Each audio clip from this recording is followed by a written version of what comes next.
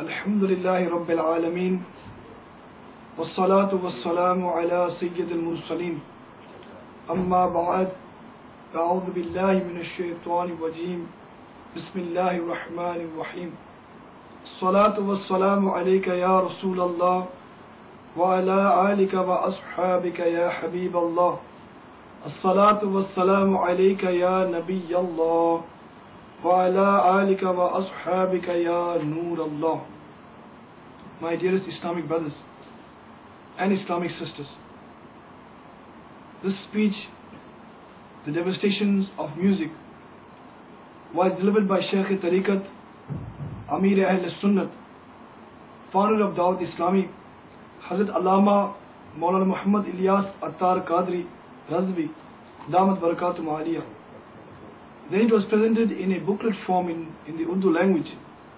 The translation Majlis of Dawat-e-Islami has translated this booklet into English, and Maktabat al-Madina has printed it.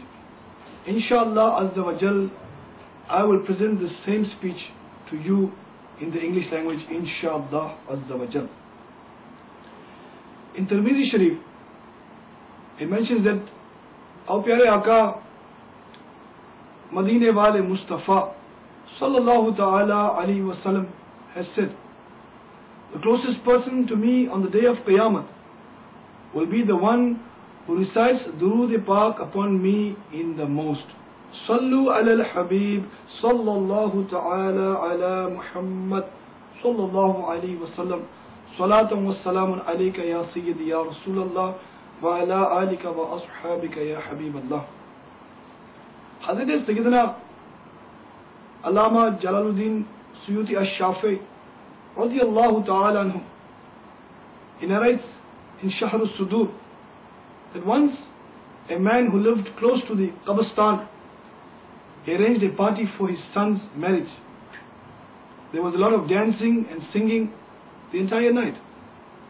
Whilst everybody was busy dancing and singing, a terrifying voice tore the silence of the Qabristan, and the voice said, O people of perishing amusements, Maut finishes all amusements and games. There are many we have seen indulge in passions. Maut separated them from their families. The narrator says that the groom died a few days later. The storm of death came and ripped away the jokes, the laughing, the rhythms, the happiness, the hopes, and the beats of the drums. The groom had to face Maut, and a house of happiness turned into a house of mourning. My dear Islamic brethren and Islamic sisters, did you see this happiness is only temporary, but death is certain. Anyone who has ever had a treasure of luxuries has always faced grief at the time of Maut. Dear Islamic brothers and Islamic sisters, unfortunately, the sweet Sunnah of Nikah is today encompassed by numerous sins, and the indecent traditions have become a necessary part of this prophetic Sunnah. Na'udhu billah, Allah Azza wa Jal forbid. Things are so bad that the blessed Sunnah of getting married cannot even take place until numerous haram acts are committed. Take the engagement ceremony. The man makes the woman wear an engagement ring, but this is haram and leads to the fire of Jahannam. During the wedding, the groom's hands are decorated with henna. This is haram too. Men and women sit together when having a feast, or sometimes a so-called veil is placed between them, which is as bad as having nothing at all. The men enter the woman's area to serve food and record the proceedings on cameras. People who have their photos taken for fun must fear the azab of Allah Azza wa Jal, because Ala Hazrat Imam Ahl Sunnat radiyallahu ta'ala anhu narrates that Pyare Aka sallallahu ta'ala alayhi wa sallam said, every person who makes images is in Jahannam. Tubu ila Allah, astaghfirullah. And for every image he makes, Allah Azza wa Jal will create a creature to punish him. People who show an immoral display of fashions in weddings, young women dance and sing indecently. During this, men casually enter the woman area and both commit adultery with their eyes. There is no fear of Allah Azza wa Jal. Listen carefully. The beloved Rasul of Allah Azza wa Jalla wa sallallahu ta'ala alayhi wa sallam has warned, adultery of the eyes is staring, adultery of the ears is listening, adultery of the tongue is speaking, and adultery of the hands is grasping. Remember, for a man to glance at a woman or for a woman to lustfully glance at a man are both haram and will lead them both to Jahannam. Tubu ila Allah, astaghfirullah.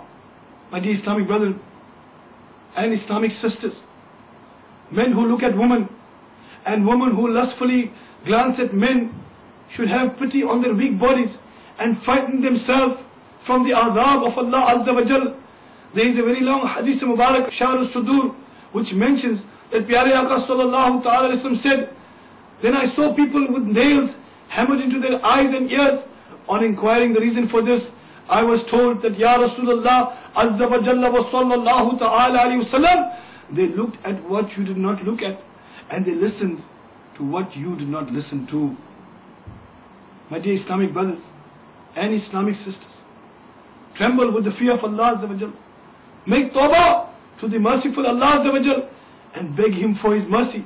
Or people who become restless, if a bit of dust comes into their eyes, people that suffer, if a bit of spices get into their eyes, people who cry in pain, if accidentally they poke themselves with their own fingers, how will such weak humans bear the terrifying adhab of the afterlife? O Muslims, your delicate eyes cannot bear even a bit of smoke, even a bit of smoke being blown into them. They cannot even stand near onions whilst they are being cut. What will you do if they will have nails hammered into them for staring at na-mahram women, or lustfully staring at handsome boys, watching films on TV, watching a female presenter broadcasting the news, looking at advertisements or films in the newspapers, looking at naked pictures in the newspapers, pictures of women, scenes of swimming pools, people swimming in the rivers and streams, looking at exposed knees and thighs of football players, hockey players, bodybuilders, wrestlers and boxers.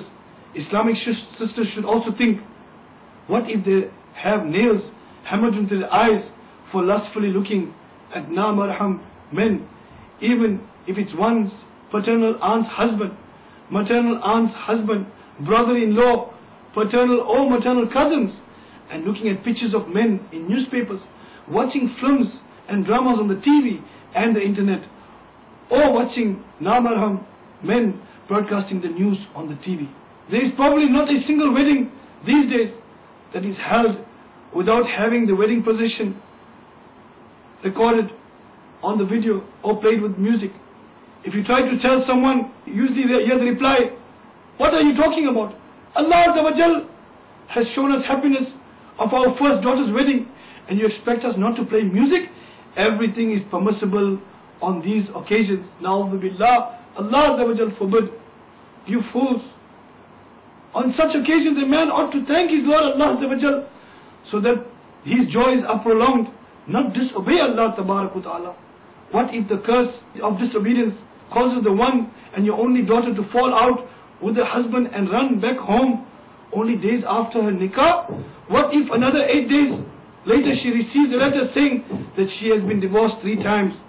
What if all the joys of marriage are ruined? What if the bride that has been married off amidst in air raving of music dies 9 months later whilst giving birth to her first child?